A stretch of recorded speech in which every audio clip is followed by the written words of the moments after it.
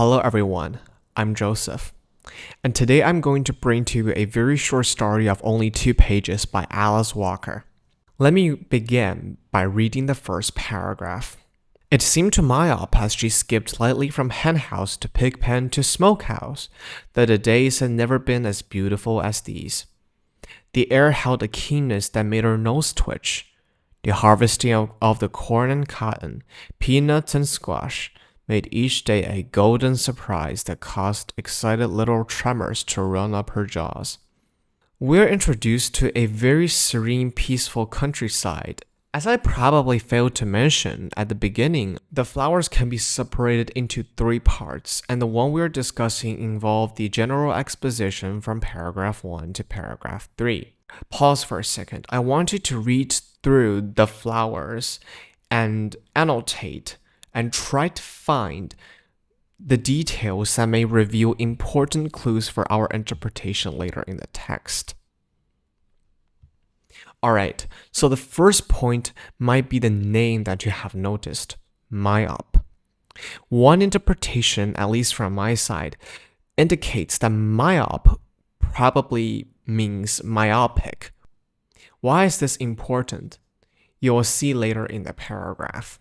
Another important clue from the first paragraph, which many of you may have noticed from your keenness in US history on your first read with me, that it mentioned corn and cotton, peanuts, and squash.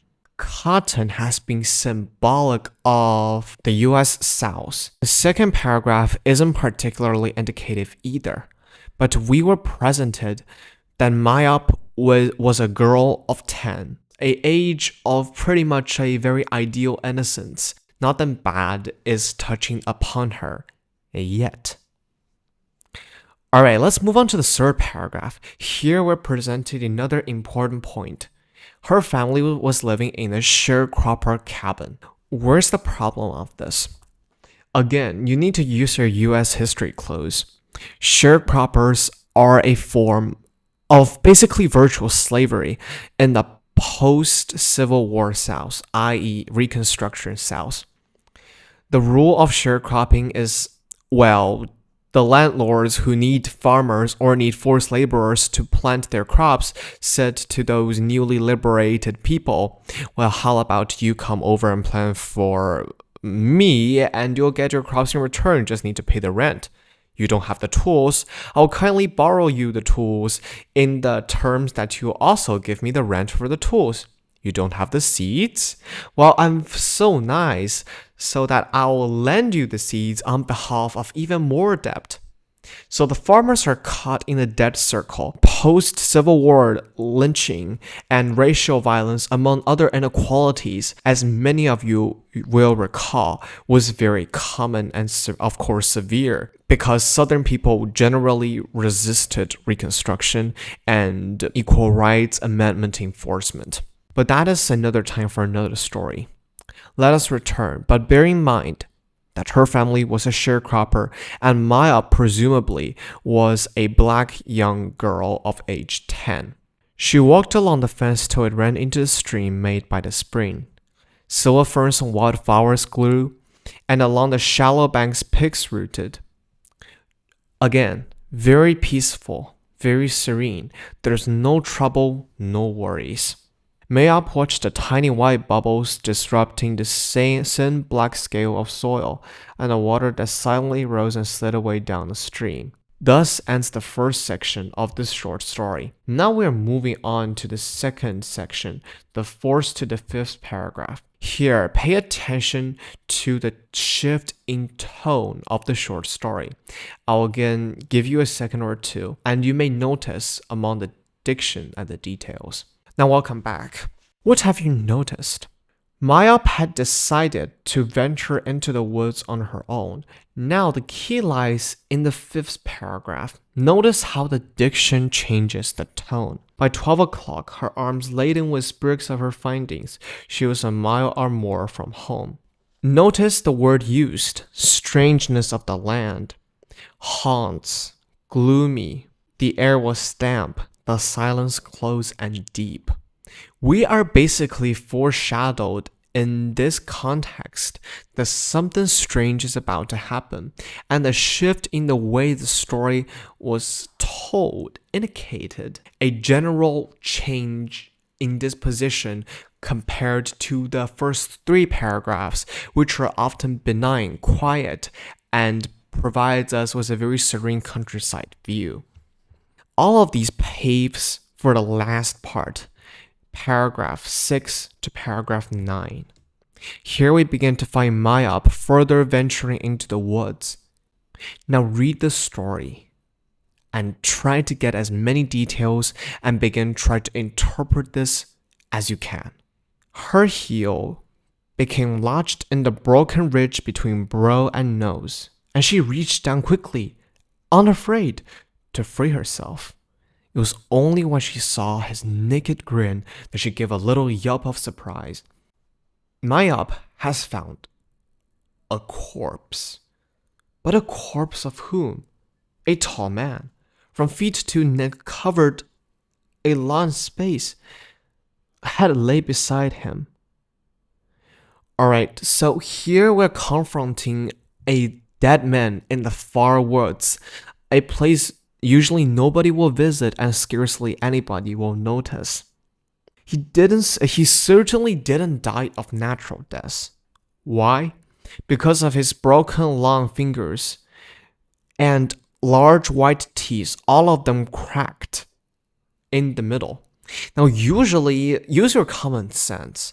If one's teeth are cracked from the middle and he's lying on the ground, he's usually knocked to death by violence. It is not a natural and pleasant death. Furthermore, there is a very strong symbolism in the 8th paragraph. When Mayab gazed around the spot with interest.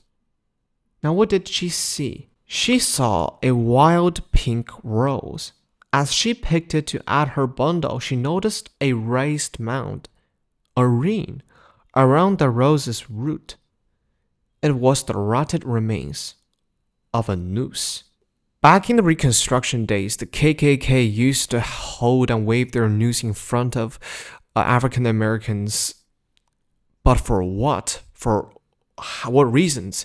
Now, obviously, you know that's for lynching, but what does it represent?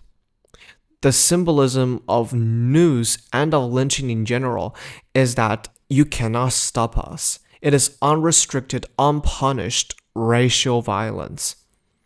Because lynching back in that day was not punished. Of course, done by white people, they usually took it as unnoticed, as an accepted form of crime on the black people. Therefore, the noose represents the threatening symbol that violence is coming and it cannot be stopped. So, black folks were constantly living under a state of vulnerability. Around an overhanging limb of a great spreading oak clung another piece. Frayed, rotted, bleached, and frazzled, barely there, but spinning restlessly in the breeze. Mayab laid down her flowers. And the summer is over. Now connect the significance of that last line, and the summer was over, to the line you have just read. About the noose, about the lynching. What does it represent? Now, take this fact. A 10-year-old girl back in that time recognized what a noose is. This is pretty horrifying. And in a way, it impacted our understanding of the text, such as the perpetration of racial violence. Remember the girl's name was Mayab? She first found the wild pink rose, and then by looking closer, she saw the noose underneath. Now, the pink rose is usually a representation of pure and chaste love. But why does the author have to use a pink rose when white rose carries a similar meaning in terms of purity? A very simple answer I can provide from my side is that red symbolizes blood. Not very nice, but I guess it fits into the context. Mayab first looked at the rose, and then she discovered the noose. This will really link to our overall interpretation of the entire text, and of course, and then the summer was over. I keep stressing this over and over again. Now the tone at the end of the paragraph I have just read has become very scary. It is threatening, it is destructive, and it is the remnants of a dying man murdered by racial violence. And a 10-year-old girl has to recognize all this. Overall, it is the transition of tone and the subtle diction that helps to bring this meaning into context. I've hinted at this so far, and I've already given you so much clues. Now let's go to the last sentence. And the summer was over.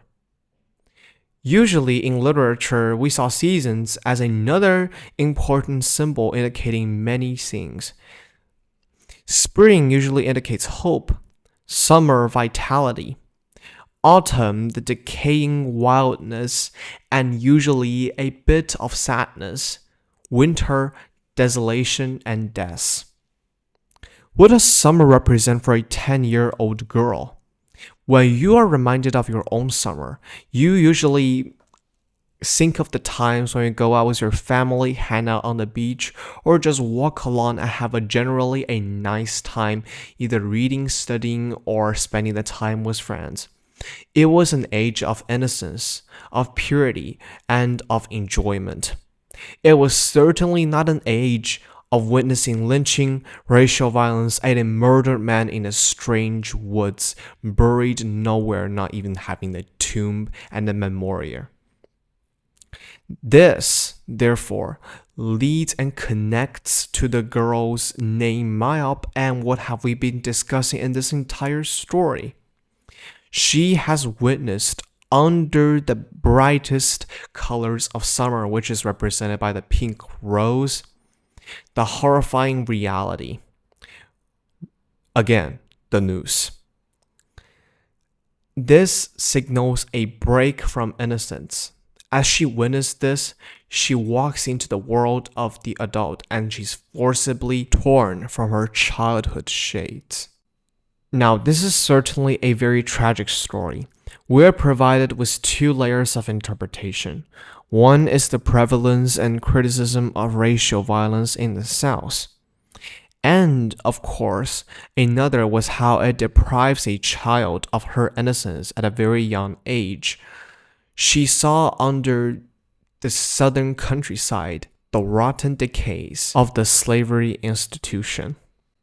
You pretty much shall understand the story at this point. And you have to agree, it is meticulously constructed, and brevity sometimes actually meant virtue. But when you walk away from this, keep in mind another question. How is this racial violence still relevant in the modern world? And what does it mean for our posterity, our next generation, our future hope? If the trends of similar discrimination, of soft violence, is allowed to continue. Thank you for listening. I'll see you next time.